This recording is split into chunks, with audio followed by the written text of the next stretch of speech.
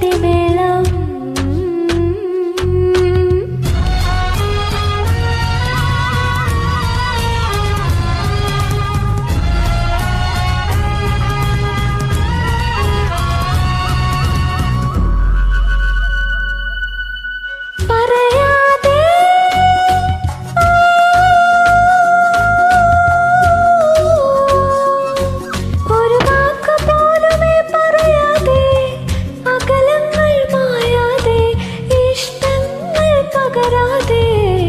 അവളിങ്ങോ മാഞ്ഞതിനിങ്ങനെ വേദന എന്താണ്?